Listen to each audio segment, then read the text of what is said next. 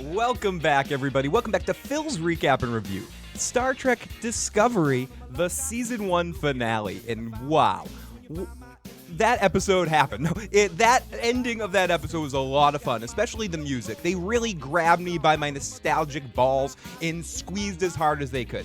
All in all, a good season finale, but I did run into a little bit of a problem with myself. Yes, I have a problem with myself. I always have a problem with myself. I got issues.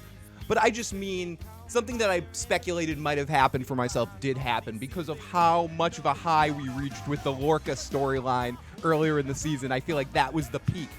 It's not that this was a bad episode. This was definitely a very good episode, but I feel like our peak moment of the season was the end of the Lorca arc.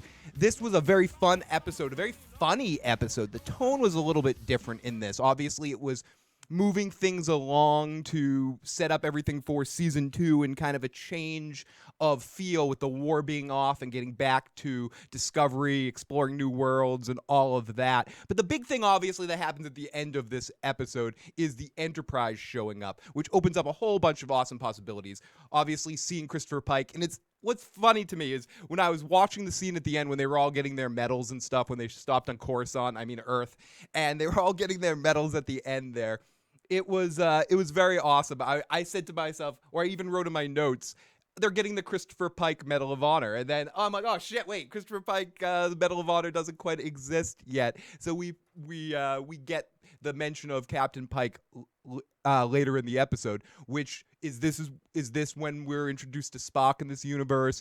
Is any of other Enterprise crew members at this point in time still working on the Enterprise that we see later on in the other time? I mean, you knew it. It was a hint when they showed the ship on the radar. They showed the call signs of the ship. I started to get a little bit giddy and a little bit wacky and a little bit excited. All in all, I think the star of this season finale was Michelle Yeoh again. She kills it in this role as Bizarro Universe, as Mirror Universe, Georgiou, and she brought the comedy in this episode. Her interactions, her way of eating things up reminded me a lot of, again, Mirror Universe Kira to a different extent, just in the way that Discovery is different from other shows or different from Deep Space Nine, but like the same kind of lust for life. Obviously, we get the threesome with the hookers and stuff like that. We get the Demolition Man Kronos part where they're suddenly in the middle of Demolition Man, and Tilly and Burnham go and get rat burgers. Some people know what the fuck I'm talking about. Some people won't know what the hell I'm talking about. But you know who will know what I'm talking about? The live motherfucking chat. And here we go on the side of my con. We got J-Take, Anthony, Alex, Broke, M, Captain Canuck. Great to see all of you guys in the live motherfucking chat today. Georgiou was smoking hot in those leathers. She killed it in this episode. And I don't want to punch myself in the balls here just to dance with a dilly. I don't even know what that means. What's that mean? I just made it up. I was highly entertained by this episode. It kept me interested. I like the pacing of this, and if this is how Discovery feels moving forward, more in this kind of way, rather than the tone of season 1, which, listening to a little bit of the After Trek stuff, everything was pre-planned in season 1 where they wanted to go through it all and they had a very specific story in mind. But now as we're starting to bring things, answer more questions about how this attributes and connects to prime continuity, I think it was cool that we had this transitional episode to move on from the war storyline, because Discovery, I think what they want to do is not be a stagnant show, to kind of give you a different feel every season. And at least this is the first time I've heard the show creator talk. He definitely has a love for Star Trek, and I think it came through excessively well in this episode. This episode felt, to me, if people are playing that, oh, what's it feel like? This episode felt very much like a shift in tone, and I'm excited to see where this goes into season 2. It wasn't what I expected out of the season finale at all. And that's not a bad thing. That's a good thing to kind of blow me out of my water exactly what my expectations were. And I'm excited about that.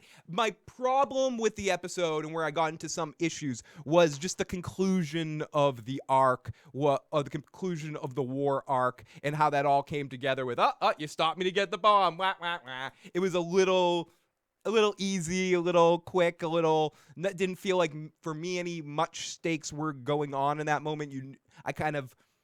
Once you knew what kind of episode it was, you pretty much could see where it was going to end up. The only thing I feared that would happen would be Michelle Yeoh's character would die, but I like that she didn't. She's still out there somewhere. I like that Tyler went with the Klingon. That sets up an interesting dynamic that we're going to see next season for kind of like a change in feel. I like everything that we got. I like Burnham being introduced as a captain. The device of her talking at the medal speech and being sandwiched with the episode was pretty good. It wasn't. Again, this wasn't my favorite of these back half episodes, but I did think it was a lot of fun. And I think visually it was one of the more amazing looking episodes in a lot of ways. The way those effects they were doing, looking at all the planets and going through, I thought was very effective to kind of open up this world a little bit, spread it. I liked the Orions when we met them. That was an interesting, not the Orion Syndicate, not to be confused with the Orion Syndicate. But all in all, a good episode. Again, not my favorite of this back half, but definitely a lot of fun. Let's go into the live motherfucking chat and see what some of you motherfuckers think. Oh, there you are. There's the motherfucking chat right there. Tilly was fun. I bet she's a party. Oh, yes, we get Tilly sniffing volcano dust, sniffing PCP angel volcano dust. That was really fun. Hopefully I'll still be on. Hopefully I will be.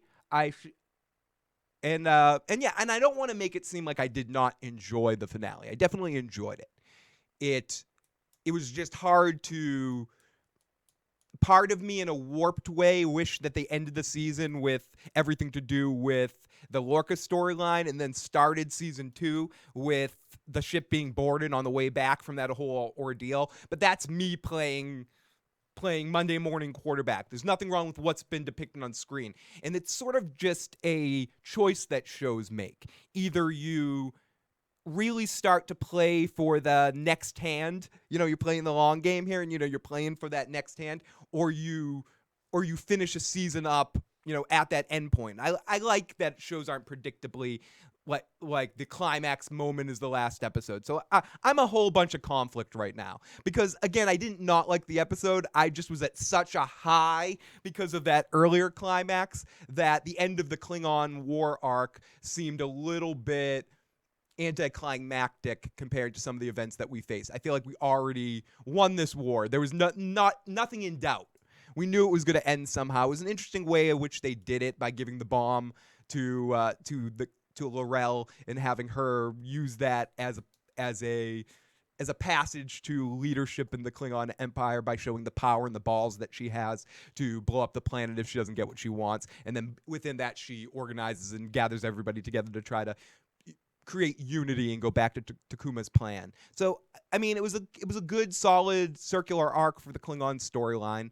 And for Michael Burnham, I thought it was a good storyline too. I feel a little bit bad for Saru. I would have wanted him to be the captain because we're on our way to Vulcan to meet our new captain of Discovery. So is our new captain a Vulcan, if I may skip ahead? Or I guess it might be a human that's stationed on Vulcan. So Voorhees, Jason, I did too. The end was the best part of this episode. I think the beginning was really good in this episode. Everything leading up was good. The only problem I had, and again, I felt the scene when we get into it all concluding, like when Michael shows up and sees Georgiou, and they just kind of talk it out, and she's like, guess my plan's not gonna work. Ho hum. I'll take your deal, Michael Burnham. I won't try to do this. It all worked a little bit easy, a little easy. It didn't feel like the plan was ever in danger. And I don't think it was supposed to be. It was more, okay, let's finish this stuff up. Let's move on to the next thing. The season is over. But I agree. The ending gave me goosebumps. Once I saw that ship come into focus, I am a fucking sap. I got all emotional. I was, and they play the music comes in, and I'm not talking about the end music. I'm talking about just when the Enterprise rolls out. You see the Enterprise rolling out. I just start going, and then they play it at the end, and fuck, man. I start like going and I want to like play with my toys. I start, I'm just going over here. Why do I have to prove I'm pulling out my phaser toys and going pew, pew, pew, pew, pew, pew, pew, pew, pew. Oh, fuck. It's good times. So let's go into the live motherfucking chat. Captain Canuck says, I like the Klingon ending since it ties into the other series idea of them. I agree, and it does kind of start to focus things. And that's one of those things about Discovery that whether you like Discovery or not, a lot of the people that were crying about continuity stuff, it's let the story be told from beginning to end before you start going, oh, this isn't what it should be, this isn't what it should be. I like that this war was a good way of using a springboard to focus on more back to exploration and all of that. And I wonder if maybe next season we may get hints of Section 31 stuff brewing to counterbalance this and to make sure we always keep a war thing. Maybe one episode could deal with Section 31 and some of the foundation points of that. As I could be corrected because I didn't watch or I don't have a hardcore memory of Enterprise. I don't know if Section 31 was ever talked about during Enterprise. Phil, the issues guy. It was a bit fast, says Alex. It was a bit fast for my liking. But other than that, I'm glad there was no rest. And yep, the music was no reset. But I like how they lead up with the distress. And you see the NC-17 and it was like, oh my God, yes, dude. Dude, that moment you see the thing, it's like, are they really doing this right now? Oh, wait, fuck. Could Spock be on that ship? Is Spock in the ship? Is McCoy? What's going on right now?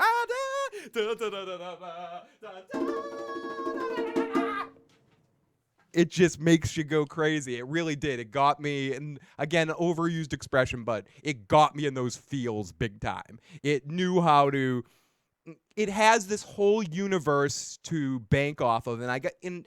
To Discovery's credit, for good or for bad, I mean, they have Sarek. We also, I haven't mentioned her yet, but we got Amanda in this episode too, which was very good. I must admit, in the Amanda scene that was one of my favorite scenes that Michael Burnham had all season, just from a simple, relatable standpoint. And I think that's part of the arc that she's had this season. She was supposed to start off really close and you couldn't get in, couldn't relate, and couldn't focus in on what she was.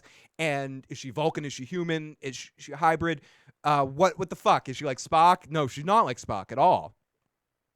And then as the season develops, we get to see and understand her more. And I fucking love that. And seeing her talk to Amanda and have that moment where yeah, I'm human. I've been reminding you that for a long time. What the fuck's wrong with humans in this family? At least you're better than your brother, your half brother.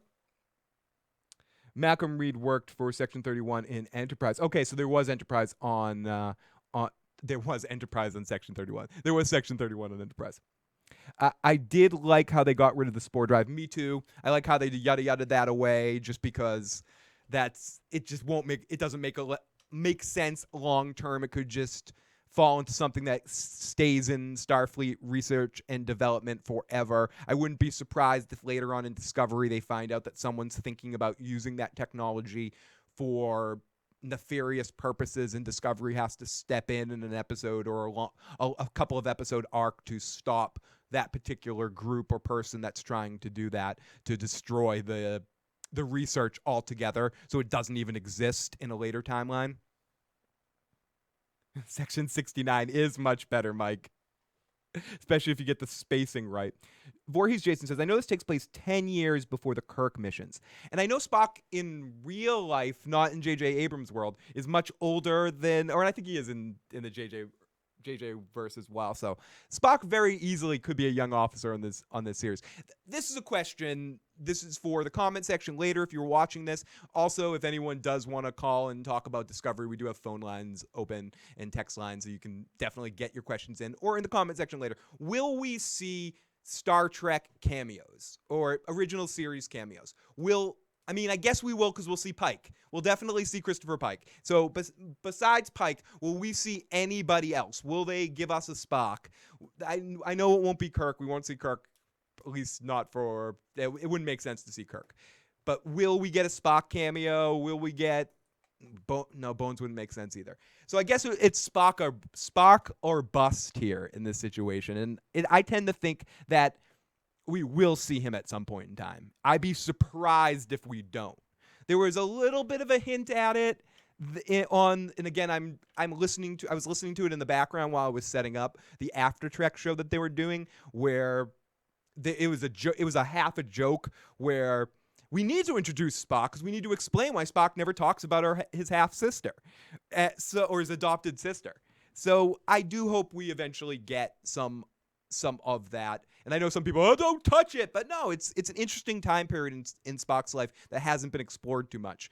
It sans some flashbacks in JJ1, and I don't need to have that as my only cue into Spock's younger life. So it would be interesting to see how he relates to Michael Burnham, and maybe part of his urgency, it could actually even inform later events and inform Spock's life later by maybe he has a problem with her, and the reason why Spock is quick to more of a reason why Spock is quick to deny his human side all the time and constantly focus on his Vulcan side is because of the way he sees his father treating Michael Burnham, and he's jealous. Not his human emotion creeps up of jealousy, so he has nothing but animosity. Will we see a Cybok cameo?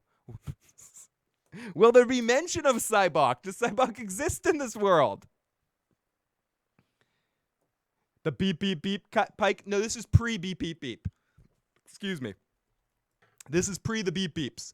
So we're going to see real Pike. We're not going to see beepity beep Pike. I love, complete aside here, I love this. It's one of the early South Park episodes. I forget what season it's from. It's like a substitute teacher they have, or is it Miss Chokes on Dick or something? I forget the teacher's name, but she like falls in a fire or some shit, and they ended up making her look like the Pike thing, and she's just beeping, and she knows, oh no, it's like all the little kids, it was like a flashback when they were younger, and they like peed on this woman or something and set her on fire, and she ends up looking like Christopher Pike.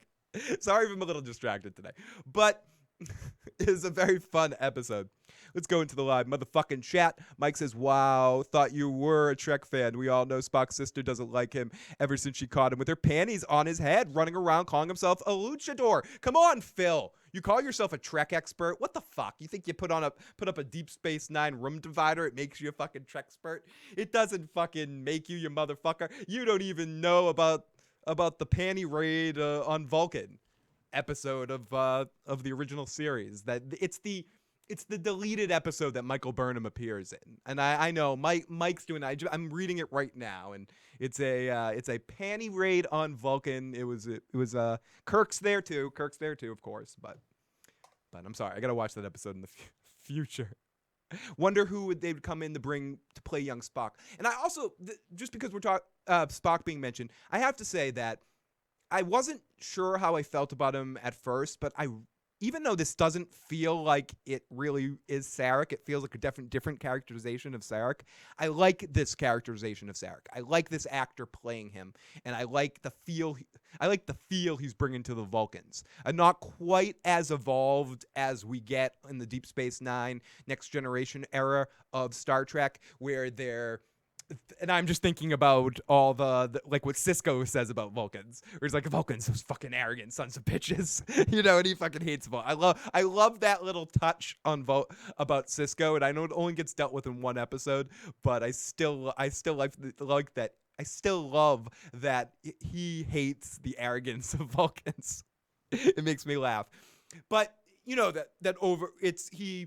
you could see more of an understanding, more of a urgency to work, and I guess again we haven't seen so much of this Sarek. We don't know what has led him to the point of the Sarek we see later. It's not impossible for this person to turn into that person. It's such an interesting, different characterization of a Vulcan than I've ever seen. Maybe it gets explored more like this on Enterprise, having again not been exposed to it as much. But I feel like I guess I'm just really enjoying it, and I feel like it's a slightly different take on a Vulcan. And to connect that, it would be very cool to see how they would bring Spock in, and I assume they'd bring him in and he'd have severe conflict with. They'd show him in a conflict point or Vulcan conflict with Sarek, because they didn't necessarily get along too great, and you can almost understand, as I was saying a few seconds ago, how Michael Burnham and Spock might not get along too well. Cybok, on the other hand, tell me how you feel. I want to know how you feel. Hope it's Zach from Abrams. He's done the TV shows before, like Heroes. Zach would be awesome. Zach plays a really good Spock. I'd like to see him in this universe. He could definitely pull it off. Zachary Quinto. Siler from Heroes. As long as he doesn't cut anyone's head open. Yeah, I would have no problem with Siler playing Siler if he was down for it. It's not like he's doing much else right now. At least I don't. Not that I know of. Now I look at his. Actually, Phil, he's gonna be in 20 different movies. You don't have to shit fucking Sylar. I'm not shitting Sylar. I like Sylar. He was on 24 as well. He's been in tons of shit. Let's go. Sarek for the win. A motherfucking Vulcan panty raid. Yeah, I bet Spock was on board because of her reaction to the Enterprise. Exactly. That's the Enterprise. The look on her face. Like, Spock's probably a very young officer on the Enterprise in this context right now. And he's probably the only character we know on there. It wouldn't make sense for anyone else to be, because I want to say Scotty and Bones were more close to Jim's age and sort of like probably in an underclass, but I'm pretty sure that Spock is probably on that ship. Motherfucker. And great to see everyone in the live chat tonight. You guys are amazing. Thanks so much for joining me on this Sunday evening to talk about some fucking Discovery. So let's not waste any more frickin' time. Is the final scene telling us that season 2, episode 1 we will see Spock? Yes. No. Yes. Yes. Yes. Yes. Yes. Fucking yes. Yes. Yes. I'm going to have some balls here and say we will see Pike and Spock in the next episode. Yeah. Fuck yeah. I could be completely wrong. This could be way too early. This could be my premature speculation. I guess it kind of worked. That might be premature speculation. I hope we don't run into, like, I was just going to say like a Smallville situation with, is he going to be in the suit? He's going to be in the suit. Are we going to see Spock? Like, Spock's in the ship. Spock's upstairs. He doesn't want to come over and see you today, Burnham. Or something like that. Like Christopher Pike comes over. But I assume, like, if you're asking me to put the Miss Cleo hat on and say, oh, Phil, do you think, call my 800 number and learn what happens to Spock. Why do I sound like a vampire? 1, 2, 3 Vulcans. So I might be getting premature speculation here, but hopefully I'm not. I'm getting excited, but I do think we're going to see our favorite Vulcan in season 2. Whether it's that first episode, maybe we'll just see Pike in that first episode and there'll be a lot of talk back and forth. But I assume if Sarek's there and Burnham's there and Spock is actually on that fucking ship, there's not a chance that we don't see them. This is prime because in Calvin, Kirk got commanded of Enterprise 3 years after he joined Starfleet. In the last episode, Pike is commanded of Enterprise. This is definitely prime. Whether people want to argue that all the rules of prime don't apply, as in some of the tech and all that sort of shit, like, okay, I'll give that to you. Or the way the Klingons look, some of the aesthetic things are not the same as what we've seen in Prime before, but but anyone that thinks that this isn't Prime continuity, there's nothing I shouldn't say you're wrong, because who knows. I personally really do believe that this is Prime continuity. That there's that I go, I'm like, sorry, I'm getting distracted by buttons on my screen. I'm very sure that this is Prime continuity. I don't think any of the events of that Calvin shit, if it's anything but Prime, it's something different. It's Prime 2, Prime B or something like that, which is what some of the purists would probably say. It's Prime, but it's Prime B. They're using some of the elements of Prime, but the aesthetic value doesn't make it pure canonical fucking speculation everywhere. The schnookies. I hate Discovery, so it's not canon. It doesn't fit into my Star Trek. Fuck you. No, not really. Fuck you. Come on, people now. Shout out, my brother. Everybody get together. We can hate everybody right now. It's fine. You can fucking hate it. I don't give a shit. But I do think it's Prime, to answer your question. The showrunners already stated around this time Kirk is like a lieutenant. Okay, so Kirk is on his first ship, which was why am I getting down this rabbit hole? Captain Kirk wiki. Yeah, I'm looking up a wiki. Go fuck myself here. James T. Kirk, real James T. Kirk, Admiral Kirk. Where is his? Because doesn't he have? I was gonna say the Stargazer, but no, that's Picard that had the his first ship. Because I want to say Kirk does have a ship that he's on before the Enterprise in the original Prime continuity, but I don't know the Farragut. Yes, he's at this point in time. Kirk would be promoted around the time he's promoted to lieutenant and served aboard the USS Farragut. I knew. Okay, so he has a Stargazer moment too, where he kind of takes command of the Farragut, which eventually ends up getting him transferred to the Enterprise when what happens to Pike happens to Pike to take over for that ship. I believe that's the events of what happens with Kirk in that, but I believe it is the Farragut. Let's go. Prime variation 23. This is prime variation 234C34.566/II.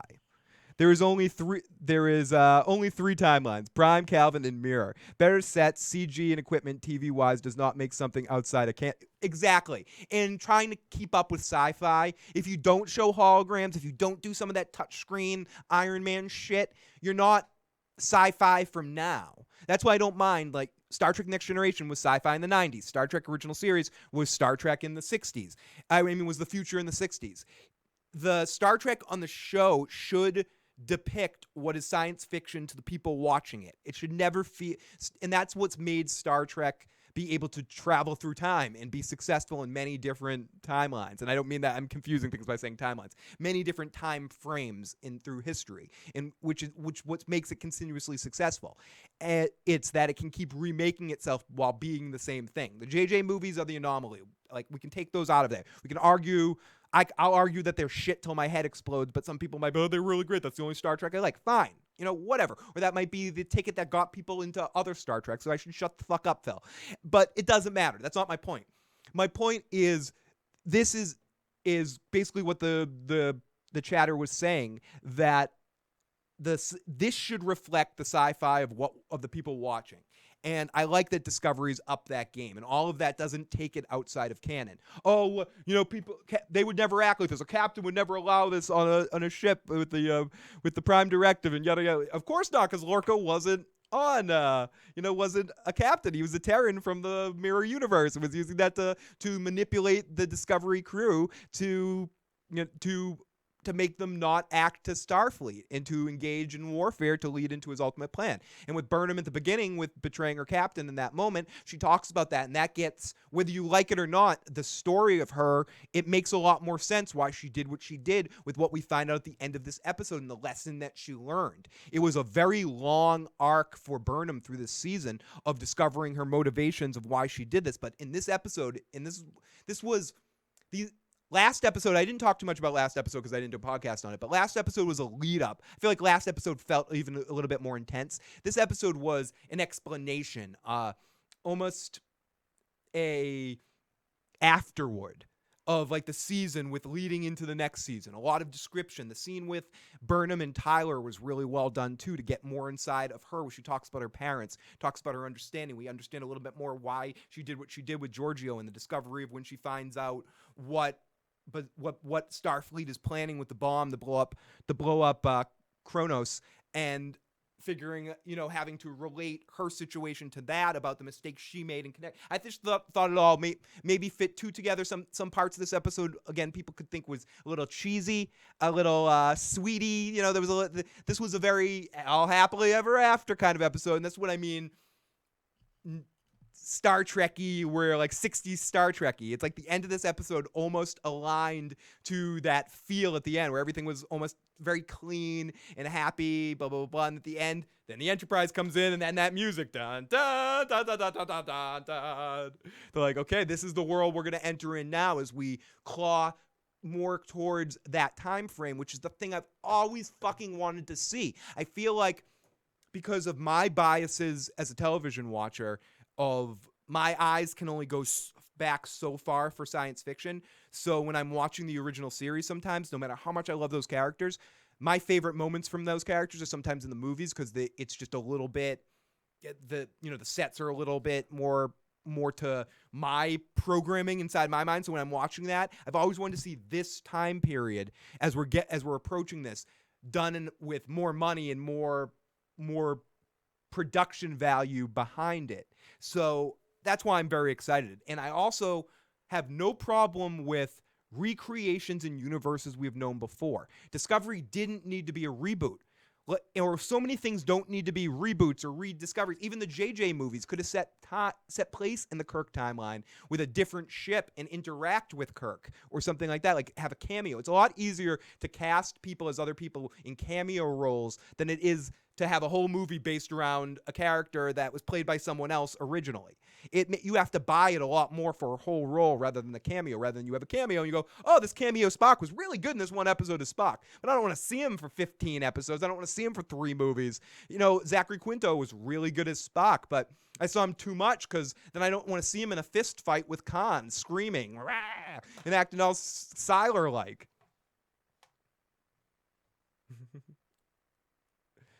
And here we go. Oh, great to see King McKay in the live motherfucking chat. Great to see all you guys.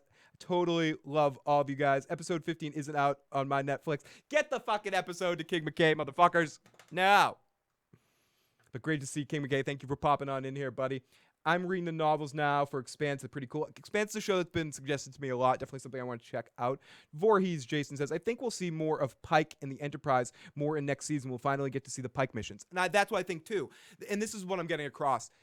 I like rebooty looking things when they explore things that haven't been explored before. What I hate when you get into a reboot or a remake or whatever you want to fucking call it, when you just do it to repeat the same things. We know Kirk, Spock, and McCoy, or not even McCoy.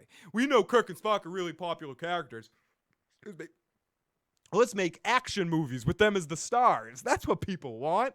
That will get them back into Star Trek. No, it won't. But by giving you more of a time period that there's good room for exploration, a lot of people that are fans of the Star Trek lore would love to see more of Christopher Pike and his adventures. And that's where we're going. And that's where we're going, dude. Why are you being so much of a dick, Phil? Why are you a dick-faced, Phil? Stop being a dick-face, motherfucker. But what you gotta do is get into the...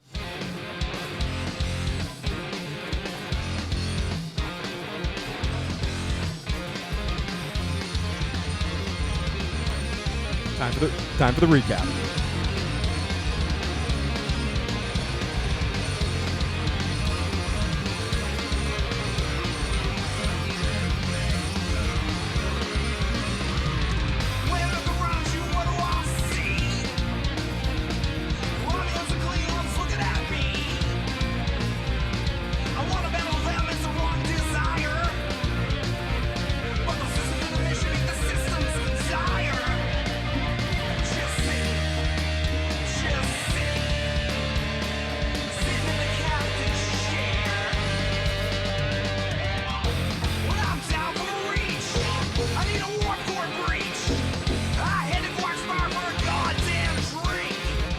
Okay, let's get into this recap. I'll answer some more questions as we go. I'm kind of bummed that Saru won't be the main captain, too. I thought he did a really good job, and I was hoping, but I think this is ultimately leading to Burnham being captain probably by the end of season 2. So whoever is the captain, the next captain of the Discovery, I doubt will last, will probably die in some way. I do see Burnham, maybe not by the end of season 2, but I do think eventually the series leads up to Burnham being captain or dying. No. As for who do I think is going to be captain in Vulcan when we get to Vulcan, like who's this captain going to be? I don't know if we're going to get there necessarily quick and easy. I think from what we're set up at the end of this season, I assume that the first few episodes of season 2, and this is all my speculation. This is again Miss Cleo Hat stuff. This is a hope and a prayer here that first, similar to the Mirror Universe thing, Discovery is going to be one of these shows that it's never what you expect. Every time it's like, oh, we're off for a mission. We got to go here. Something's going to stop in the way and set them off into a different direction. I think we're going to spend 2 or 3 episodes with the Enterprise. I don't think it's just going to be a quick, similar to like how like Next Generation did it when it was like, oh, Julian's here for an episode. We're at Deep Space Nine. Like next episode, nothing. I think we're going to have like 3 episodes with the Enterprise and with Pike and with whatever kind of crew we have in the Enterprise. Then around episode 4 and 5, we'll get to Vulcan and meet whoever our new captain is, which somehow will send us on a different storyline somewhere that will lead to the end of the season arc, which some other threat might be brought in at the end. I guess the Romulans in this time period aren't really around. This is during the Romulan receding into their own space. But I absolutely wanted Saru to be captain too. When they said, "Oh, we're gonna go pick up a different captain," I was a little bummed up for him. I was like, "Oh, Saru did such a great job. Why can't he be captain yet?" Make the little he dealt with all those shrimp eating jokes by Georgiou too, like about how I used to eat you, with all that funny business that was going on. Where, yes, are you a bit tender? Yes, I am a bit tender. Or, yes, I like. So yeah, you like to eat me. Yeah, fuck you. Eat this, you fucking motherfucker. Georgiou will definitely appear again, as will both Lorcas. I know he's not necessarily signed on. A couple people have said they haven't seen that the actor's signed on for the next season, but I'd be extremely fucking surprised if Lorca doesn't end up back on the show in one way, shape, or form. Two things. One, Mirror Universe Lorca is stuck in the Matrix there. He's coming back in an episode when Stamets, who said at the end of this episode that he'll never stop trying to look for the Doctor if the Doctor's out there or something, he will, or maybe the actor said that in the After Trek segment I saw. Either way, he's going to be searching for the Doctor and trying to get back in the network somehow to try to associate with them. Lorca's somehow within that network stream. And also, I thought it was a very convenient line that the Admiral said in episode 14 when she comes up in the ship and she holds them all by gunpoint and she's like, blah, blah, blah, where's Lorca? And then they tell him that Lorca is dead, but where's my Lorca? And she says something along the lines, what you tell me of this world, no Federation captain could survive there. My Lorca's gone. And no, your Lorca's not gone. You're seriously just going to do an aside line like that and be like, oh, yep, Lorca's gone. There's no way that Prime Lorca's still out there. There is no way that Prime Lorca isn't still out there. How about that, motherfuckers? He's coming back at some point in time. And you got two chances, either with the Bizarro World one or the real one. Both of them will be back. Fucking book it. Maybe not in season 2. If we get a season 3, probably in season 3. My Gabriel. Yeah, where's my Gabriel? My Gabriel couldn't survive that. Your Gabriel survived that. He's fucking definitely, he's being tortured somewhere he's captured by the Alliance and getting tortured. People thinking he's the other Lorca. It's happening. Yeah, Georgiou will be a good villain. A couple of episodes that she'll show up and be kind of like be half a good guy, half a bad guy sort of situation, help them out in different situations, and always be looking out for themselves, like Harry the Hat on Cheers. So our episode starts off, we see Earth, we see Kronos, we see the Vulcans, we see the Klingons approaching Earth as they look like they're getting ready for an attack, and we get Burnham giving a monologue about fear, which ultimately ends up circling in at the end. Then we see Georgiou taking over the ship, and this is just hilarious. Again, just as hilarious as watching like Tilly try to captain a Terran ship, seeing how much fun Georgiou 2 is having ordering these motherfuckers around, it's plain funny. And Michelle Yeoh is eating this crap up and is just enjoying every fucking second. She might as well be bitch slapping them and calling them Proctor and shit. It's that's what. Oh, thank you, Ian. I was trying to think of Mud's name. She's gonna be like a Mud, and maybe even a slightly more good guy Mud, but definitely be out for herself. We're going to see her. When she comes back, she's going to be in a position of great power, and we're going to be in trouble. Yeah, they eat the rat. I mean, the rat burger or the space whale. The space whale. Wait a second. Was that a little I didn't even think about it at the time. Was that a Star Trek 4 reference that they're eating space whale? So that probe thing is going to show up and it's like going, Rawr! And asking to talk to the space humpback whales. So we see Kronos and we see Burnham. Burnham gives a monologue. We see Georgiou saying, Listen, stop telling me shit I don't want to hear. It's just really funny. And Saru asks for help and calls over Burnham, and they both say, this girl's fucking crazy. This Captain Georgiou, we can't do this. We're in trouble. And Georgiou walks over and is like, did I give you permission to talk? And then this is where we get our funny little back and forth where she's like, yep, a scared Kelpin is a tough Kelpin. Are you tough? Would you be tough to eat? It's just she's fucking with him, like totally punking him. And Burnham then just goes and starts going after her. And she says, listen, if you're going to fuck with Saru, you're fucking with me. And she's like, oh, where did you, she just keeps asking her questions. Like, oh, so when you were a kid, where'd you grow up? Oh, was the beach beautiful? And she's like, let's go outside. Don't ever undermine me. And she throws Burnham's words back on her. And she says, listen, you should have killed my counterpart. Or you should have killed what you should have done. Listen, stop blaming me for your fuck ups. If you really gave a shit about doing what you needed to do back then, you would have killed the Klingon. You would have killed my counterpart. Use the ship to blow the Klingons out of the water and be done, and you would have been the hero.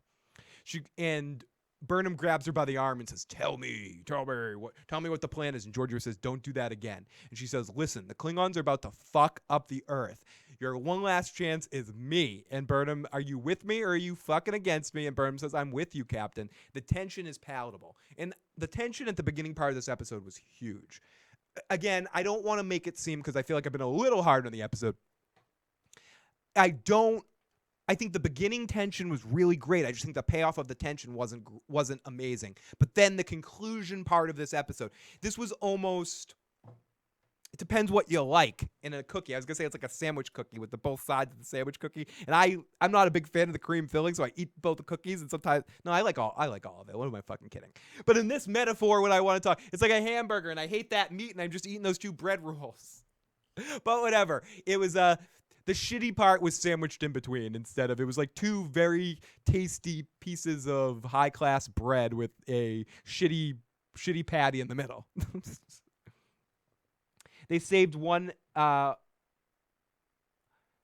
saved one a few episodes back, so they're close to extinction. Thank you. Saru didn't like how Georgiou fiddled with the fork around him. She yelled at Michael for exposing her, and then she told Tilly she was the mirror version of herself. I think that was to get her rocks off because of how much she liked Mirror Tilly. I would have assumed the whole crew knew about the Emperor from the time in the Mirror Universe. That's what Stephanie, I was watching the episode with Stephanie, she goes, don't they all know anyways? And in the scene when the Emperor first gets on Discovery, Saru orders the Chief O'Brien guy, the engineer guy that's working there, says if you tell anybody about this, it's a court-martialable offense, and no one say anything about her being on the ship. So as far as anyone else on that crew knows, that's the real Georgiou. The only people that are in the know are I'm like in the 70s talking about the mafia. The only people that are in the know, or is that just an excuse to scratch my nose? Are Burnham, Saru, and random engineer guy number 4, and Tilly now too, and Tyler. So most of the crew didn't know the Emperor much, or didn't know Prime Georgiou as Captain Canuck. Thank you so much to TP and Tahala Patel and Captain Canuck, the dreadlock transport technician. Yeah, the dreadlock transporter technician, whatever his name is. Engineer Dreadlocks. And again, they're trying to make me care about Dreadlock Engineer and weird face mask girl, but I still don't, and they need to do a little bit of harder job in season 2 if they want us to care about more crew members. I don't feel like, again, they put the time in for me to give too donkey shits about them. So creative interrogation methods. So Burnham's like, where'd it come from? Okay, so she throws it back on Burnham. She grabs her by the arm, yada yada. Okay, so holy shit, motherfucker. Mike, thank you so much for the super chat donation. You were fucking amazing. Let me spin that fucking wheel for you. You deserve the spin of the wheel for being an awesome motherfucker, Mike. Thank you. I know you're not the biggest Star Trek fan, but I definitely appreciate you popping on here to hang out with us. It says, what the fuck's that say? That says, Phil do 10 push-ups. I have to do 10 push-ups now? What the flying fuck burger? I do. It says I have to do it, so I got to do it.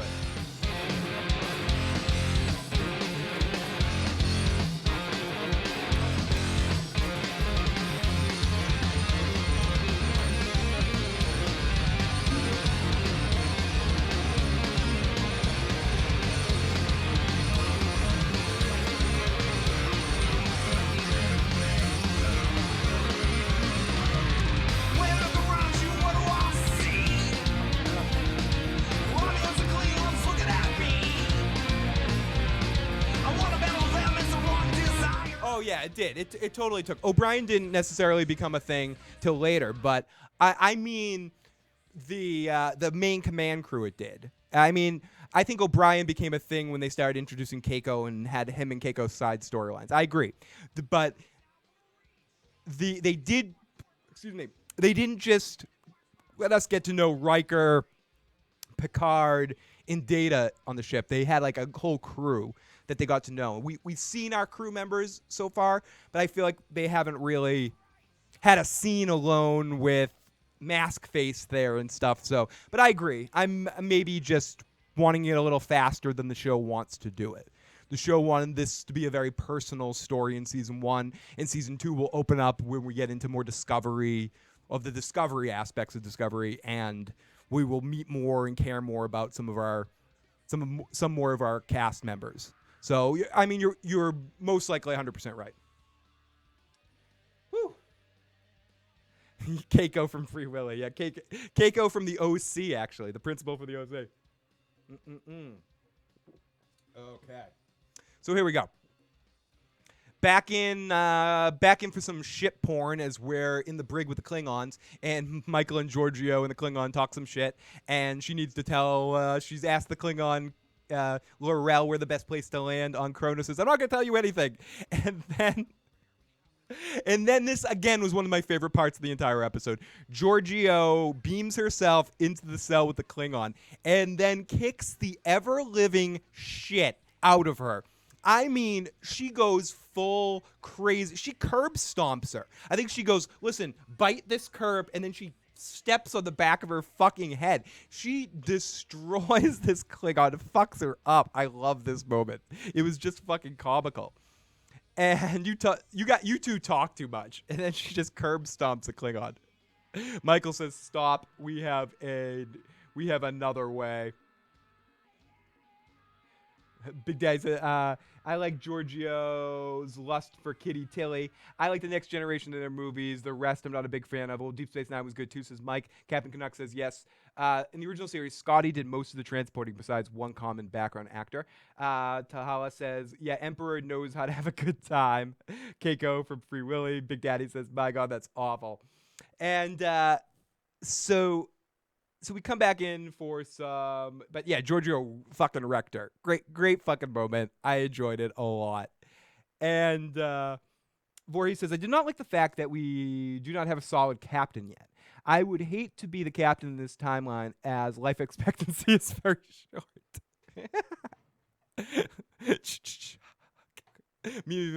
Great, good fucking job, Jason. I love that. I'm being picky, but wasn't the Klingon War 4 years? Probably. I mean, we don't know technically how long time lasted from the point after or do we? Do we know how long it was? How long Burnham was in jail? I mean, maybe the time adds up to 4 years if we really think about it from the time that Georgiou dies. But no, I think it's probably only been like 2 years or something like that in that timeline. Because I know Burnham does spend a good deal of time in prison in between episode 1 and 2 and 3. So the story is her. I think her journey to the chair. Yeah, I agree. I kind of thought that.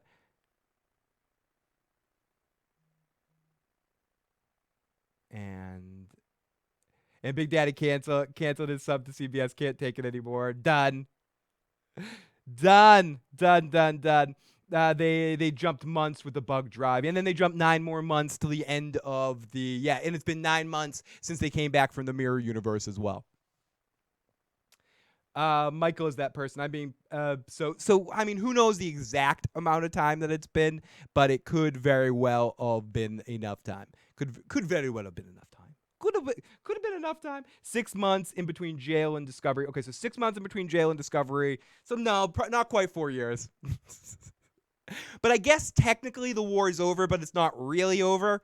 It would be like, we could say that it would be like a year of actual crazy war and then a few years of small skirmishes that lead into the Kirk time. Because technically the war's still kind of going, or it's a friendly peace during the TOS time periods until Kittimer happens. It's still like a friendly aggression of sorts till the Kittimer Accords. I would not want to be Burnham's captain. Keep dying. So we head into a room where we see Tyler And Georgiou wants to use his.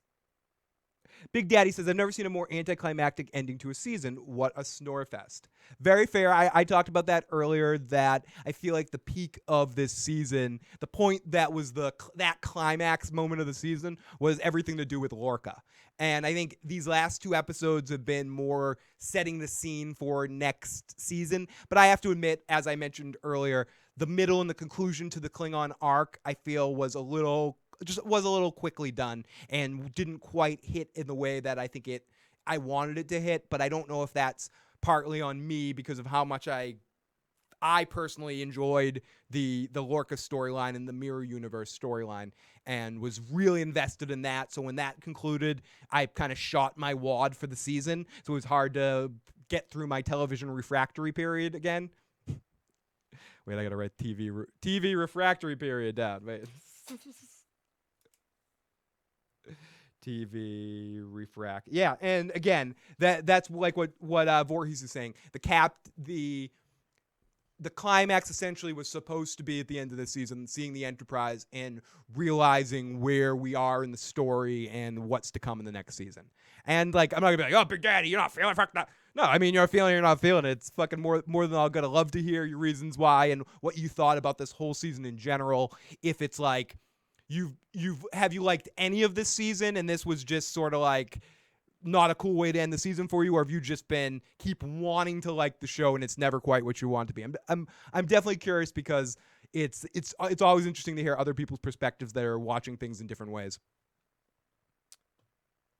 They killed the best character, then put my feet to sleep. Okay, so your favorite character as well was Lorca. So you were probably along with me to a more intense level, feeling the Lorca stuff and feeling the Bizarro stuff. And then once they left that, it's been like, okay, what next, motherfuckers? Very fair, dude. Very fair. Thanks for sharing the fucking thoughts. I'll keep sharing them, and I'll keep reading the comments when I can. Appreciate it. Double climax for. Oh, thank you, Ian. The most important thing that we learn in this episode is that Klingons have double P when we go down on the Total Recall Demolition Man planet. Kayosh, this has nothing to do with Kirk. We're going to see more of Pike's storyline. I love the alternative universe. I love the Emperor. Yeah, I mean, I think unarguably, and I would have a hard time finding someone that I think that would strongly disagree with the fact that the whole, if we're looking at the whole season as a whole, the good and the bad, and I don't think it was perfect by any way, shape, or form, the highlight of the season and the best shit that they did this season was the whole Mirror Universe arc. I said it when it was happening. It's in some ways some of my favorite use of the Mirror Universe ever, and I like how it was done. And I hope going into season 2, not that they copy that it just keeps getting better. You know, I wasn't as let down as Big Daddy is, but I get the way Big Daddy's feeling. And I want more, but the first half of the season was good, and I enjoyed it more than some, but it was a slow rise up to the point where I think the season really took off is, and I mentioned this a couple of times, in the Klingon prison episode, like when Tyler joined the cast. I think he added something to the mix that added a intensity that propelled things forward a little bit, but zippity motherfucking Hannibal O'Neill in the live motherfucking chat. So we head into a room where Tyler's there, and they want to use Tyler's mind to help them help them to figure out Kronos. He's a tool to be used. So yeah, they're gonna. So then we find out about the Orions, not the Orion Syndicate. They're pirates in both worlds. Tyler's gonna help. And asks Michael Burnham if she has a problem. And there's one more thing we need Tilly, because Tilly is another co-star, and also Captain Georgiou loves Tilly. And then she brings Tilly in there, and then they talk about everyone's favorite pastime, killing Betazoids. Hey, did you remember that time we killed the Betazoids? I love killing Betazoids. And she also says, you look a lot like my friend, but younger. Killing must age you. And they bring her along, and Georgiou tells them all to dress down, and then they go to the set of Angel and dress in some old costume stuff. they dress in like these dark goth like stuff. So Stamets does some Stamets talk, and they jump into the caves as he leads, and he goes, once I jumped into a different world and time, and now I'm jumping into caves. And I like Stamets in this episode. He was funny. I'm enjoying him more as time goes on. it's a success, and there's some weird balance, but eventually they settle in and they are okay in the caves. So then we get a really cool aerial shot of Kronos as we see a Klingon taking a piss in two streams. Looks like a and then, as I mentioned a couple of times, it reminds me of the way Demolition Man looks like when they go into the sewers to look for Dennis Leary's character, and Sylvester Stallone starts eating rat burgers. So they meet up with some dreg humans, as they call them, and they make a deal. Telly's going to go full bad Telly, as they're going to sell 2,000 somethings that not gold press latinum. I wanted it to be gold press latinum. So they get some food and they start eating it. Tilly's loving it. She's like, this is delicious. And Georgiou shows up. They say they need to go on a mission. And you're eating space whale, by the way. And she spits it out. And we see a giant hologram. We head into a bar with a lot of humans. There's a lot of humans. There's humans stripping in here. And this must be the human area of town. And Georgiou said there's nothing... This is the first non-boring thing I've seen in your world. And she takes some money and she starts giving it to the strippers and stuff. And Tilly sits there awkwardly looking as Georgiou says, take this drone, watch it while I go off with these two prostitutes and have some fun sex. So then Michael and Tyler are watching some gambling and they talk about Vok. And then a Klingon comes and starts talking shit to Tyler, and Tyler goes full Klingon and really feeds into it and starts laughing and going crazy and enjoying the gambling with the Klingons. And Burnham during this time has flashbacks to him fucking with her and her parents dying, and really has an emotional moment that's well filmed. I thought this scene was done really well. And again, it's a more introspective lead up kind of episode, concluding storylines and showing Burnham using all the events of everything that's happened to get over this shit. So some dude takes a hit of something. Let's go. Spore Drive gone, motherfucker. Heath Hinton in the live motherfucking chat. Captain Canucks says Mirror Universe saved the show for me. Alex says the hardcore fans hate really got under my skin, and I was so afraid that they would hit the reset button to episode 1. I cannot tell how relieved I was by the end of this episode that they totally did not hit the reset button. They proceeded further along, which I am so happy that they did. For good or for bad, even if I don't like how exciting or climactic or intense this episode was, I like that they moved the story on and they didn't just repeat the same cycle. And they're actually, we see the Enterprise, we're going, the war, extensive purposes is over at this point. Kronos, it looks like cheap Vegas. The Klingons got 2 peepholes in the volcano eruption. Get you stoned? Where can I move there, motherfucker? Just finished seeing episode 5 of STD. Captain Pike, what the fuck? Can't wait for season 2. You guys, me too. I thought that was an amazing way to end the episode. I know some people are, feeling the way, and me too. I shouldn't say some people. I'm not necessarily feeling the way they ended the Klingon story arc. I thought that was a little... For something that they sunk so much time into, it was almost that, you had this plan for the whole season, but the Klingons were the worst received thing in the whole entire season.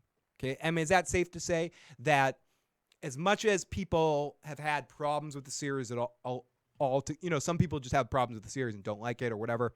The biggest issue and barrier that a lot of people have had to overcome, especially when they first watched those first few episodes, was the Klingons. And I think in the back half of the season, whether intentionally or not, we've seen less of the Klingons. And if we see them with just that one, or we see them in ships and we don't see them or deal with them quite as much. And some part of me thinks maybe the war was supposed to go on a little bit longer, and they're like, okay, let's move on from this. People aren't feeling the Klingons. Let's not do too many Klingons in season 2, so we don't have to fucking see that fucking abomination of redesign. Maybe that's my hopes and imaginations. That's fine, though. Star Trek sandwiches are strong, Brandon. The war arc had to end season. Seasons of it got boring on Deep Space Nine as well for Captain Canuck. I think Deep Space Nine was able to keep it interesting because not every episode was a war, but some could argue in season 7 for them, the storylines got a little tired. I don't necessarily agree with that, but I know that is a common complaint that season 7 is, it gets, okay, can this end already or something like that. But I don't necessarily personally have that complaint, but I definitely understand it. Wait, I'm supposed to read, and this is, I'm supposed to read. What the fuck, man? Don't make fun of my binky. No, I get what you're saying.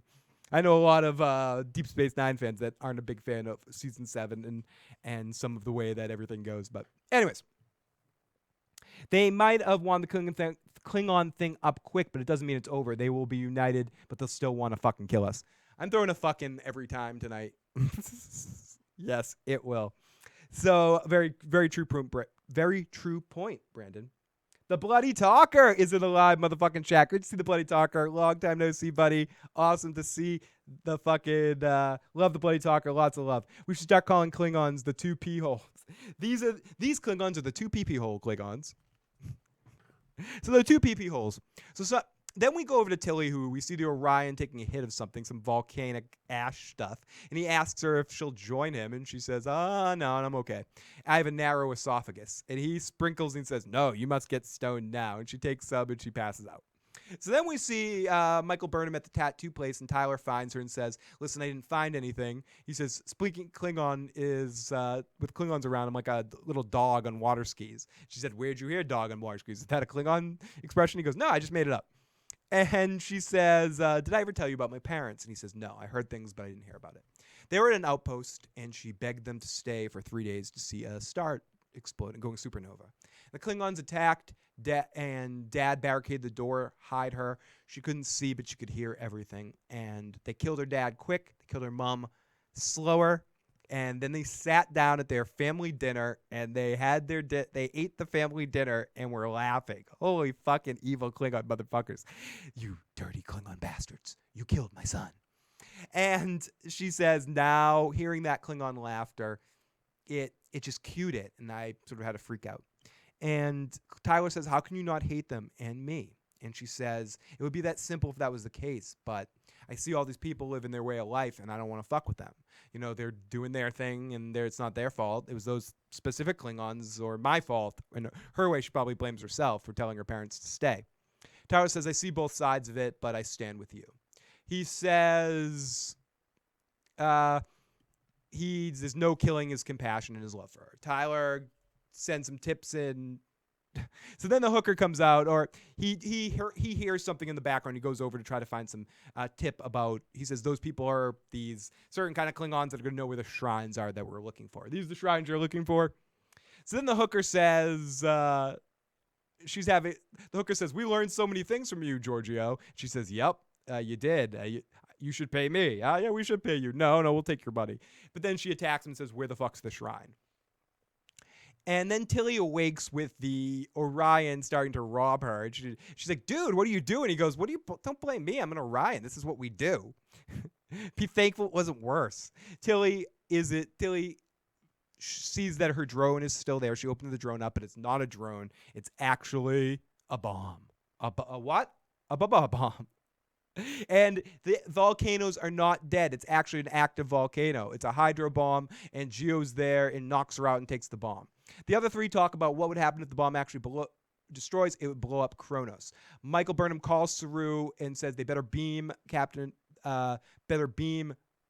Georgiou out of there, and says it's too late. The bomb already fell. It could have been 2 seconds earlier.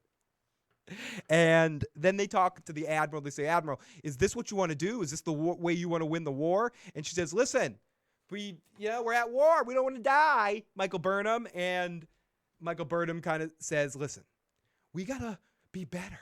We got to learn.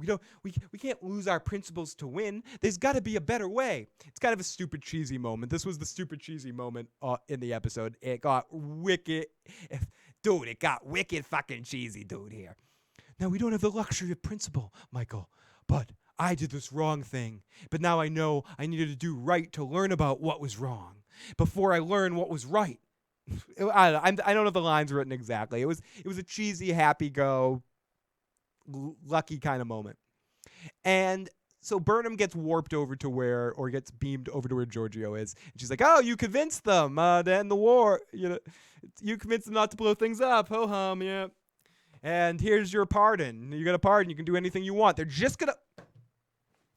I don't want to go all Joe Dirty Locks here, but you're going to just let this fucking Terran loose on the prime timeline here? You're just going to let a fake Georgiou who knows now enough about her counterpart to kind of slip her way into all sorts of interesting and dangerous situations to the Federation. You're just going to let her go with a pardon. Like, just go, do your own thing.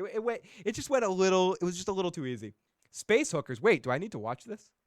Yeah, Georgiou got busy. They went all Marvel Universe on them. Got Georgiou. They remind me of Mirror Universe Kira. Marvel Universe. Mirror Universe on them. Yeah, showing them the Mirror Universe tricks. They said, fucking this series, but we couldn't get any green tits. What the fuck? Hopefully for season 2. Klingon boobs are better. says Bryan. Good point, Heath. We got to see the blob sex in Orville, though. At least we saw that. You could see the intensity in the eyes of the Admiral. You get a pardon, you get a pardon, you get a pardon. It just all happened a little bit quick for me, for my interest. And I thought this was the weak point of the episode. If anything was weak in this episode, it's the conclusion to this arc like this. So then she goes back down to the planet, and she says, wait a minute, don't blow everything up. And you're nothing like my Georgiou. Of course I'm nothing like your Georgiou. Duh. And but I like you, Michael. Here's your chance. Why don't you join me and we blow this place up? It's not going to destroy the Klingons. You're not going to have the Terrans shooting them as they try to escape. I mean, the Klingons are going to be fine. This will just rid them of their planet, and they suck anyway. Do you really want the Klingons to have a fucking planet? They fucking suck. And then there's a little bit of foreplay to a fight that doesn't happen. You want to get past me? You'll have to kill me. Oh, I don't want to kill you all. And if you do leave, you'll be hunted for the rest of your life by the Federation, and I'll do it instead of being just free. So the queen, she decides, fine, whatever, I'll take my pardon and get the fuck out of here. So then the queen gets brought in. Tyler brings the queen in there, and they say, hey, we're going to blow up. We have a bomb in there that can blow up Kronos. And the queen's like, so fucking what? I don't give a fuck. I'm not telling you anything. And Michael Burnham gives her the detonator and says, no, you take control. You use it to take control of the Klingon Empire. Organize everyone. Get back to Kuma's thing and try to, not attack Earth. How about that? How about we'll give you this power if you don't attack Earth? And she says, or I don't even remember them making that deal, but that must have been part of the deal because she gives it to her, and the queen takes the bomb and disappears. Then Georgiou just leaves into the shadows and goes, I'm out of here. See you guys later. And Michael Burnham's like, don't do anything bad or I'll come after you. And, don't worry, I won't. Bye. And just walks off. And then we get Tyler and Michael talking. Tyler's going to go with the Klingons, and he says, listen, I loved you. You saved my life. If it wasn't for you, I wouldn't be there. She says, you're always ash in my eyes. Ashy Larry. And then they kiss and hug, and it's a lovey moment, and they feel each other hardcore. And then he goes off and gets beamed off, and she calls for a 1 to transport. Then we see Laurel landing on Klingon, and she says, we've lost our way. We need to get back to Takuma's rule. I'm now the leader now. All the Klingon families laugh at her. She pulls out the weapon and says, I can burn all you motherfuckers and kill you and blow this planet to the smithereens. I'm taking over as Klingon leader. Saru says, if the Klingons are in your backyard and you have no armies left, desperation gets desperate measures. But of course, winning is not worth losing one's humanity. Blah-blah-blah. Thank you. That's what it was. Let me do this. Let me do this right. If I'm going to do this, I got to do this shit right. Right? Let me here we go. If the Klingons are in your backyard and you have no armies left, desperation gets you get desperate measures. But of course, winning is not worth losing one's humanity. Never! Okay, that's not And I think they illustrated well this idea, which was touched upon in Enterprise, I believe, as well. Jason says, no, they want the Klingons to be reunited, and this would be considered a favor. Klingon is about honor, and they will see this as an honorable act. Excellent point, Jason. I like that take much better. So great stuff. The Klingons the Klingons that we're used to start taking shape with the whole honor stuff, and this is the starting point. I added this as the starting point, but this could be a good starting point leading into that place of the honorable Klingons that we know. The genetic hints that we got into stuff that happened to Tyler could also enter into what we know of the TOS era Klingons and what happens to them with the genetic splicing stuff. Try to wage a different kind of war. Though green boobs chick in the same race as the Star Trek and the J.J. Abrams. We need to see the Orions. Yeah, I believe it's an Orion prostitute or something like that. So the Klingons leave, and we get back on Coruscant, Earth. And then we go down to here. hear Michael Burnham give a speech. The Klingons are finding a way in war. Urgency is over. We see this is the scene I really liked between Michael Burnham and Amanda. She thanks them for not giving up on humanity, or thanks Amanda for not giving up on her and her humanity. She says, that's what mums do. Then we get into a Sarek scene where I'm to blame a bit, and Michael, you found another way. Your commitment to Starfleet is commendable. It was almost, again, like the end of the end after the climax of the movie, like the end of the Lord of the Rings here, just the after stuff. Like, and then what are we gonna do next, everybody? And then we're gonna get into Saruman and an election or something. What's happening here? Sarek says, your pardon, your Commander Burnham again. The Federation is grateful to you, your daughter. Mom will stay in Paris, and you guys will go to Vulcan, and I'll come with you to get your new captain. Nice, but Spock is your new captain? No. So then we go to Burnham giving a speech when she's getting her Pike Medal of Honor, or just her Medal of Honor, about breaking rules and how no one will let desperation stop moral authority and some shit. About what Starfleet is, continuing exploring. Yes, that's our mission. Tilly is also honored. Also, Stamets gets award. Commander Saru is the first of his particular race of creature to get a award. Everyone's happy and clapping. It's sweet and misty. What a great finish to the season. Happy, go lucky, everyone. My teeth are sweet because of all the sugar. Then it's time for one more quick mission to Vulcan. And I kind of thought the episode was going to end right there for some reason. So then we go on the ship, and no more jumping, as Stamets says that the spore drive is going to be on hold for a while until they find a non-human interface and try to figure that out. So Saru, who's now acting captain, not regular captain, they say, Saru, you're awesome. Oh, I'm acting captain, Saru. I'm not too awesome. And Sarek acts as sort of honorable science officer in that situation, with Burnham, or standing right next to Burnham. And they start to head towards Vulcan. But while they're on their way to Vulcan, as they're on their way to Vulcan, they get a distress call. What's that distress call? What? Oh my goodness. What are those call letters? It is the Enterprise!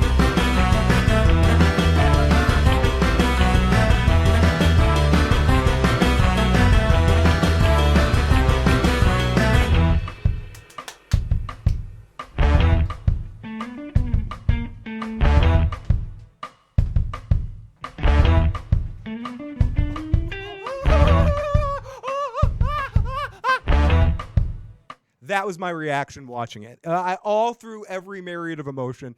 Yes, I know it's an easy thing. You show me something like that, but I thought it was done really well, really, really interesting. Seeing that ship come out as the music kicked in. I'm not talking about the closing music. That was really awesome too, but just as it comes through, seeing Burnham's face as she says the Enterprise, and seeing that look of, oh, my fucking arrogant asshole brother, or whatever she's thinking. Excuse me. And the music as it passes through and goes face to face with Discovery in that moment, and you just see in the design of the Enterprise that they chose is really looks fucking great. I love the modernization of it a little bit, but basically keeping all the main points, and it looked like the fucking Enterprise. Like, you saw it, like they didn't even have to say that number. You see that ship coming, it's like, oh fuck, man. And then they close out the episode with the end of the original series music, like the closing into the dude that dun dun dun dun, the Star Trek song, and that's the end of our episode. Great conclusion in that point to really emotionally get me invested in what's happening in season 2. The tease for season 2, whenever that happened in this episode, would have been amazing. What happened? That was great. They probably always knew that they wanted to do that, and they said that in the after Trek stuff that I heard, the creator, I heard him say that we always knew that the last shot of season 1 would be seeing the Enterprise. So no matter what, that was going to happen. All that being said, I still don't love how they ended the Klingon arc. It felt little whatever, but to get us to this point, to where we're going to go in season 2, I'm very excited. And whatever minor disappointments or minor not as invested as I thought I could have been into what was happening in the first half of this episode completely destroyed got blown out of the water in that moment when I saw that Enterprise fly through. And I don't care if it's pandering, I don't care, whatever. I was eating that up. You could come that fucking nostalgia all in my face, squirt, all like splat. Like, I don't care. When the strings of nostalgia work well, I have no problem with it. When it seems clunky or it seems like that's all you got is the nostalgia, it can become tiresome or troublesome or not proceeding, not progressing enough, and you just get okay, so I knew this was coming, and it just becomes less important. But this was just done really well and really fun for me, anyways. I didn't see it coming. And, I mean, I saw it coming once they get the distress call. I just mean, at the end of this episode, I wasn't thinking this week, oh, you know what's going to happen at the end of this episode? We're going to see the Enterprise. Like, I expected maybe we'd bump into them sometime in season 2, that we'd see Christopher Pike. Or I didn't even think we'd see the Enterprise. I thought maybe we'd see Pike on a mission, or we'd see the Enterprise in orbit or something like that. Not something like this with distress call, where someone asked this before. It might have been Alex that asked this before. They set it up so the first thing we need to see in season 2, unless they do some weird sort of like flashbacky bullshit, ultimately the first thing we're going to see in season 2 is Captain Pike and an interaction between Discovery and the Enterprise crew at this point. And that's enough to get me like very excited and ready for season 2. The beep beep, and we get the beep beep beep, beep beep beep beep beep beep, Pikey. Pike the beep beeps. Mr. Beep, Mr. Beep, Mr. Beep beep beep. Mr. Boom beep pastic. There's something there in the silliness. So let's go to the live motherfucking chat a little bit before I call this a stream and a season of Discovery. Might go out and grab a couple of drinks with Joe and my friend Nick, who's in town right now. They're out having beverages.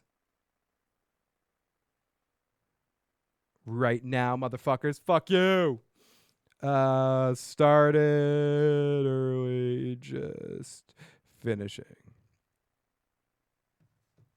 So anyway, let's go to the live motherfucking chat. Hence why I want to beep beep beep Pike like Discovery takes him to the care facility. That would be really awesome to kind of see that whole mission and see that transition of crew.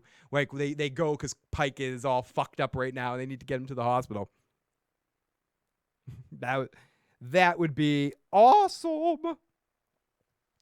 I love the scenery of Enterprise and Discovery was nose to nose. It shows the difference in ship size and absolutely and design, and see the subtle differences in design. I really just love that. It was done really well, and was just the right amount of nostalgia and right the amount of I can't wait to see what's next and to see something new. As in, we've seen so little of Pike or heard so little of him. It's going to be great to see this Enterprise right before or at this point where Kirk's a lieutenant and before he takes over the Enterprise, to see something we know so well before we get to there. And so they just have plenty of room to play with what they're going to do with the Enterprise. And I'm very excited to see that. Could it be Mirror Universe Enterprise? Is it the real Enterprise? I don't want to bring back Mirror Universe so soon. I don't think they're going to do that, but is it going to be Mirror Universe Enterprise?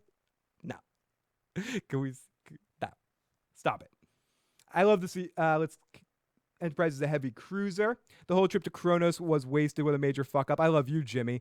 That episode sucked balls. A total waste. They ruined the entire season. There's no way it can be justified. Fuck nostalgia. Fuck the season. They fucked it up, says L. Shooting out an asteroid. I will see Pike in this OG universe, then Spike should be there too. Tahalis, especially after they hooked it in the very first teaser. Or they might as well toss out Prime. Or they can blow it up and might as well toss out Prime. Let's see. The whole trip to Kronos was a waste. What a major fuck up. What you don't know is there wasn't really Kronos. They took a trip to the Demolition Man set to get a rat burger. That was what their real mission was. Phil, if you have the time and need to scratch your sci-fi itch, go for The Expanse. 2 seasons. Watch it, motherfucker. Watch it. I'm going to write that down. Expanse. Watch it. But yeah, so that's the end of our season. I know some people are not going to be satisfied with that ending, satisfied with the conclusion to the Klingon arc. I do feel like I understand and can relate to the people that are slightly disappointed with how the Klingon arc ended and feel like that if at all they had vested interest into it, that this is how they ended in sort of like quick tie the knot. Everything that was leading with episode 14 and all those strands leading into this episode didn't have, I think, the best conclusions. I'm not going to argue that. I wasn't completely satisfied by those conclusions, so I can understand the way that LK is feeling, or the way that the other chatter that we had earlier that wasn't feeling the episode. Like, I totally like relate, and yeah, I feel a little bit differently. You know, I agree with that section and was disappointed that, but I liked enough at the beginning and the end of the episode to kind of carry me through. It's probably my least favorite of the back half episodes. Since the break, I think this one is the worst of the episodes this year, for whatever that's worth. Anyways, so both seasons of Expanse are on Amazon Prime. Watch it, Phil.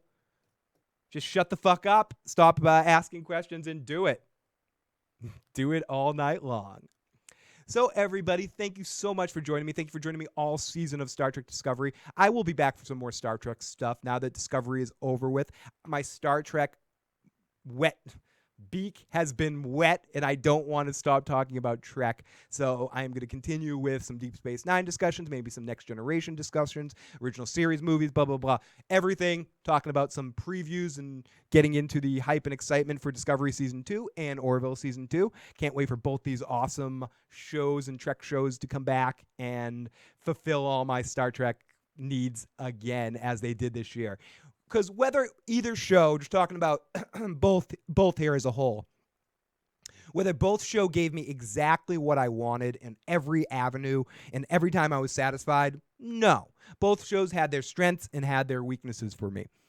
But I love the fact that we're getting Star Trek in shows like this on TV, where so much is being influenced and so much of television and movies is a reflection of what's popular.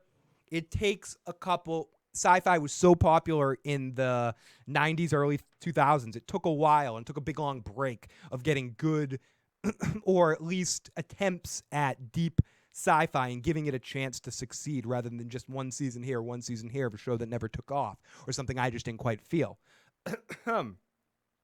This year, with both Discovery and Orville, as well as, or even though, like some of the chatters have said tonight, not feeling the way the season ended, or I know some people weren't feeling the way the season started or something like that.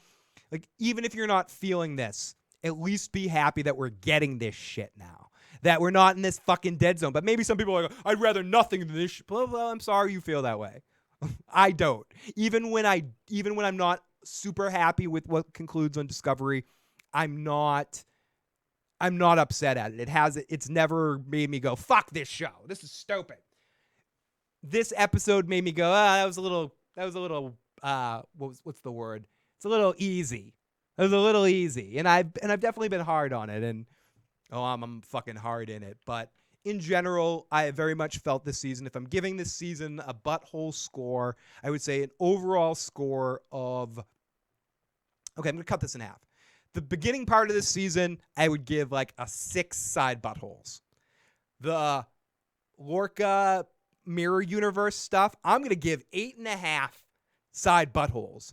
And this closing 2-episode thing leading into the next part of the season, I'm going to give like 7 side buttholes. So I'd say I would average that all out to about like a 7.5, an 8 or something like that, or maybe even just a 7 or something. So like, or give this season 7 out of 10 side buttholes this season or something like that. Good start to Discovery.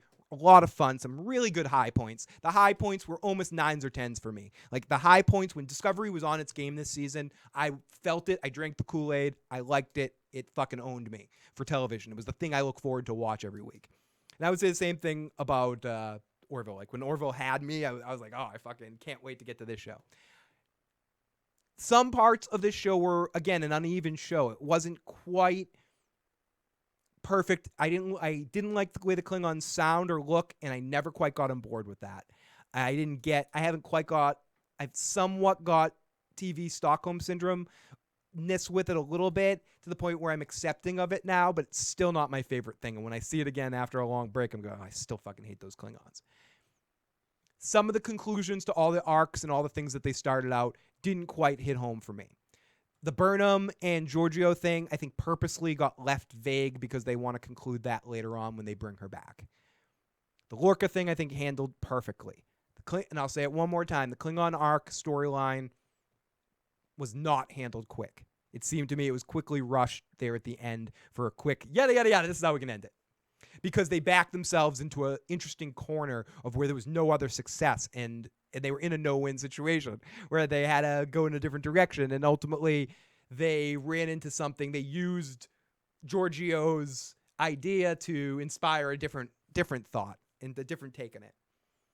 What do I hope they improve? I hope we get more cast chemistry. I hope we continuously get more comedy mixed with this seriousness and a hybrid of both. And I hope we get more introduction of more interesting characters along the way. But again, I hope they just keep doing what they're doing, and I think they're heading into a good direction. In general, I've liked the season. Could be improved, but what couldn't?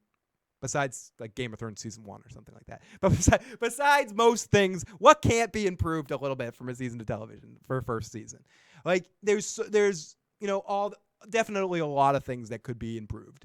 But the show has always maintained an enjoyment level for me. So that's Star Trek Discovery. Elle says, this was the worst episode of the entire series. The Klingons are in Terran systems and pull back because L'Rell is threatening to blow up Kronos. No one called her bluff. Fuck L'Rell's attack. It was too easy. I agree with you, dude. It was so easy. And what's to stop her in that moment just to say she fucking hates humans? To just, she keeps her honor and their honor and all that. But she honor to a human isn't honor. Humans have no honor. Why wouldn't she just say, fine, I'm in command now. Let's just fucking blow up Earth. The humans have admitted to me they have no defense. Let's kill them. It was just a little bit. Okay, let's be done with the Klingons for a while. Let's move on to the Enterprise. That's more interesting. People want to see that. Come on. So I totally agree with you. I think, as I said, I think this was the worst of the back half episodes. I wouldn't say it was the worst episode of the season. I would say in some ways, I'd have to rewatch the season. I was gonna say the pilot, but I don't know. I take that back. But I want to say it was one of the early episodes in the season that was probably one of my least favorite. But this would be definitely in the bottom half, except for that end. Like I said, I'm weird. I have the nostalgic juice all over my face, and I'm drinking it. So I love the end. I can't help loving the end. I was happy about the intros until I saw that damn window. They had that Bryan Fuller mess. Captain Canucks, Klingons do not bluff. Klingons do not bluff. They do not. They also are not held prisoner. Shouldn't she have killed herself? I guess if there's hope for fighting, Worf doesn't kill himself, or neither does Martok when they're on the Jem'Hadar prison planet. Okay, anyways, I love the Klingons too. That's one of the reasons why I love Deep Space Nine so much, is because of the way the exploration we got of the Klingons. Once Martok's one of my favorite Klingons ever depicted. Obviously, obviously not everyone does, but I love Worf, especially on Deep Space Nine. But Martok was one of my favorite Klingons ever. I love that actor. I like some of the Star Trek audiobooks that he does the voiceover. He's very good. He's a very good voice actor, and he's actually initially someone I've always wanted to get a captain role in another Star Trek series. Someone like him probably should have played Archer or something on Enterprise because he's gruffer or something. Whereas Bakula is a little bit too likable for the character they were trying to make Archer. But whatever. That's an Enterprise thing. So Moog is posted. Sons of Moog. This is a weird question. So I know in Star Trek VI Undiscovered Country, Kirk is defended by Michael Dorn playing an ancestor of Worf. Is that an ancestor of Moog? It must be, right? That must be like Moog's grandfather or father or something like that. I'm sure there's some sort of connecting tissue like that, which similar to the way they explain how Tuvok is on Sulu's ship without Vulcan ears through a Voyager episode, which is actually one of my favorite Voyager. One of the Voyager arcs I like. I like that that crossover to Star Trek 6. Grandfather of Worf. Thank you, Captain Canuck. Father of Moog. Thank you. I love that we have some. I love the Star Trek fans that are popping on in here. I love all my FOPs and friends of Phil, and even the ones that aren't Star Trek fans popping on in there. But I love when I ask a Star Trek question. I have Star Trek fans that are like, "Oh, of course, yeah, that's Worf's grandfather." Totally, I know exactly what you're talking about. And I love how we also see a changeling in that movie, but it's not as we don't know. Is it one of the founders? Like, I know it's a different kind of changeling, but are we to assume that there's more than one kind of changeling, or is it just actually one of the founders that's in Star Trek 6? Star Trek 6 could be a very big world-building movie if you want to go. Dax is also in that movie too, Lieutenant Dax, but or a Trill, and it's not Dax, it's a Trill creature, but the Trill looks very different because the boots that they think that they found their culprit when it's really Kim Cattrall, but they're like, oh, it's Lieutenant X that's a Trill, and they show the Trill, and it doesn't look anything like my I was gonna say my future wife Jetsia. So yeah, Martok was the guy with one eye. I liked One Eye Martok better than Two Eye. Me too. I love Martok, especially in season 6 and season 7 of Deep Space Nine. I love his relationship with Worf. I love seeing him as a captain and seeing the perspective we see of a Klingon ship.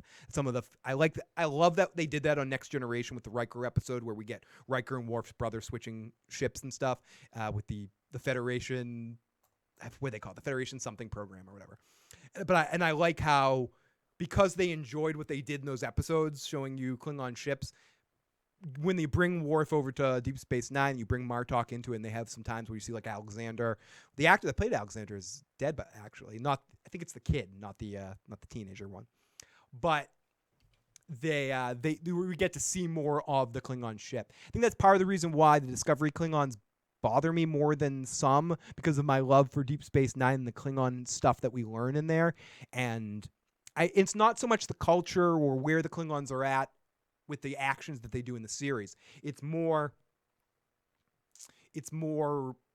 how they look. I'm so superficial. I can't get past the way they look. I'm such an asshole. I can't get past it. Get over it, asshole. Get the fuck over it. Thank you. Exchange program. The Federation exchange program that Riker and Kern was Worf's brother's name, right? Yes. I liked Kern. Kern was also Candyman, who also played, I think I might be wrong about this, correct me if I'm wrong, he's also the Candyman from the movie The Candyman, and also the guy who played Old Jake in that episode of Deep Space Nine where the writer, it's like the only episode of Deep Space Nine, no, Sisko's in it, where Sisko's like traveling through time and Old Jake, what the fuck's that show called? It's like the only episode of Deep Space Nine that won any awards or something like that. I forget the name of that. The Visitor? Is it called The Visitor? I think it's all the same actor. So Deep Space Nine was the best Star Trek show in my opinion. Me too, Faye. I mean, I'm sitting here with this fucking thing behind me. I would say I have as much affinity for all of the casts and all the crews, specifically Next Generation original series and Deep Space Nine. My favorite series is Deep Space Nine. Most of my favorite characters come from there, and what I like most about it is, besides a lot of the other factors, I feel like the chemistry of the cast is the closest to that you get of the original series. Not that you have parallels of one-to-one, I just mean the actual chemistry that I feel. I feel they're like more cinematic crew. Next Generation, I love that crew, but there's a couple of them that I think are hit or miss characters, or they're hit or miss actors playing those characters. And I know people love Gates and they love Deanna, but I think you could have cast almost any two people in those roles. I mean, Gates is a little bit more important than Deanna. I'm not a big Deanna fan. Wesley can go fuck herself. Geordi, I think, is super important. I love Geordi. I love Data, but to me, Next Generation is all about Data for me.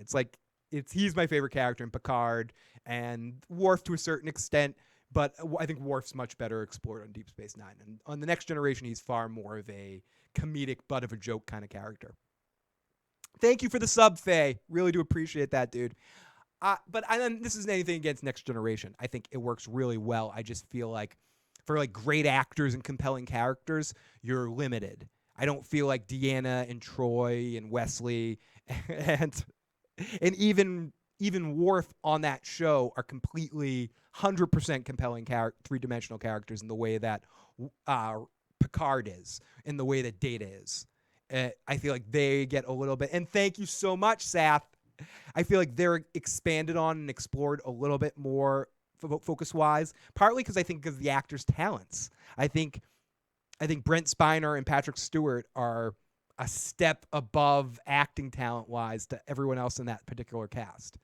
And I know that could be very polarizing that I say that, but again, I love most of the episodes of Next Generation. I think they're all really well done, and I feel like that cast definitely does have an excellent chemistry with each other and a warmth that grew out of the relationship. But I think they almost have a better relationship when it's all of them talking outside of character. When they're in character, it's yes, number one, we cannot have any disagreements. Like they almost don't feel always like human characters interacting with each other, and that's intentional. That was kind of like what they wanted to do. No conflicts, no this, no that. So it doesn't always feel like real people that you understand. Picard has a lot more dimensions, and Data is fucking Data, like the best character ever. Whereas Deep Space Nine, again, deals with a little bit more real relationships. You can relate to the relationship with Miles and Bashir and their friendship growing and his annoyance with Bashir. You can relate to like Dax and Sisko's relationship, to Garrick and Bashir's relationship, to Quark and Oda's relationship. They feel like real three-dimensional actual relationships. Let's forget the fact of the long-form storytelling or the serialized entertainment or the war focus or whatever. I think that's what makes Deep Space Nine the best of the three series for me. I feel like when we deal with characters, it feels the most like real people interacting and the real problems people would have in workplaces and shit like that. Okay, enough babbling. I could talk about this crap all night. Everyone, thank you so much. If you like this video and you haven't already, please hit the like button. Please hit the subscribe button. Share the channel with a friend. And I'll be back. This week will be a little bit hectic, as I mentioned before. My best friend's father passed away, and he's kind of a member of my family as well, or so close of my family that he's close. So this week, I'm going to be spending a lot of time with my friend and chilling and hanging out and cheering him up and also dealing with all the events and stuff. So I'll be a little bit sparser this week, but I'll try to pop in if I can. If not, I will be back at the end of the week for some more fun and more silliness. Everybody, have a good night. I'll talk to you soon. Later.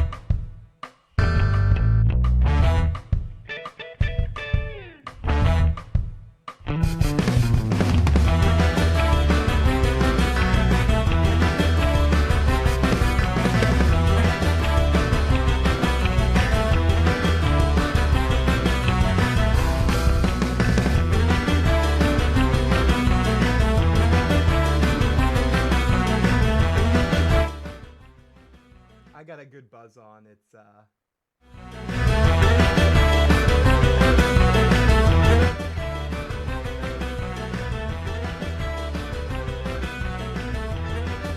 I know I'm mean. I'm sorry.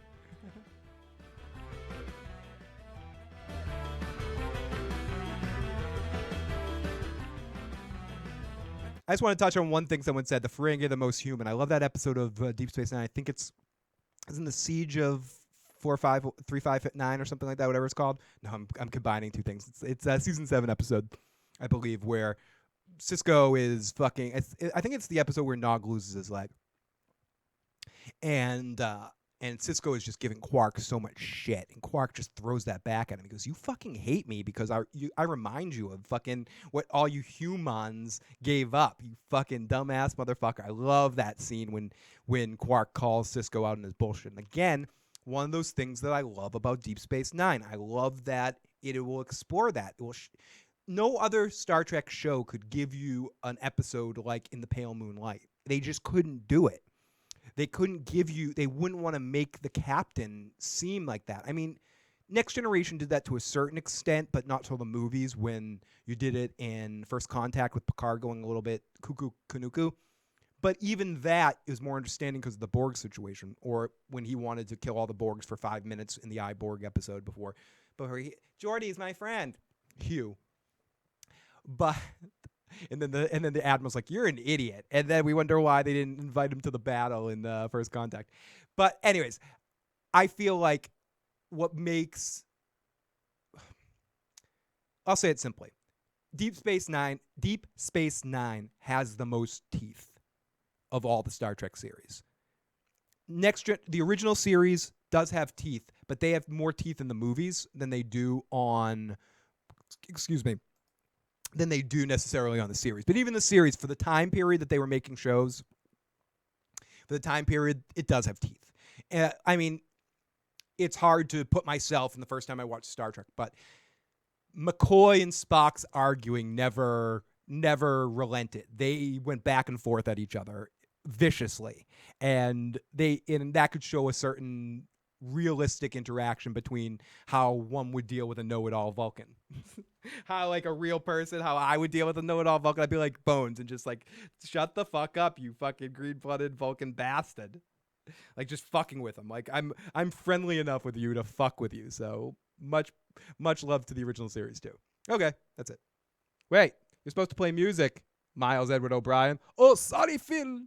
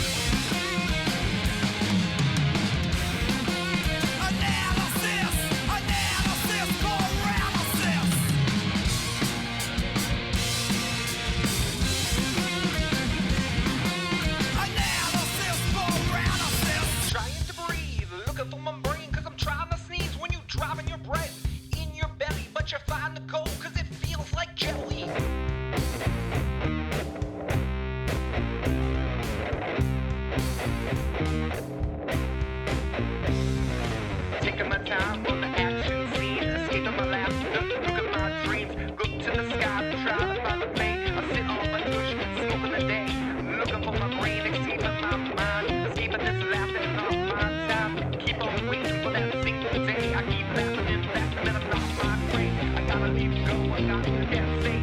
Sliding back, looking for my name. Stepping the back, looking the phone, looking back on track too. I don't wanna get to shack, I wanna back. Take this, punch me in my gut. Slipping on the back, gas myself. Make mention that, make mention this. Listen to this, 1, 2, flip, trip.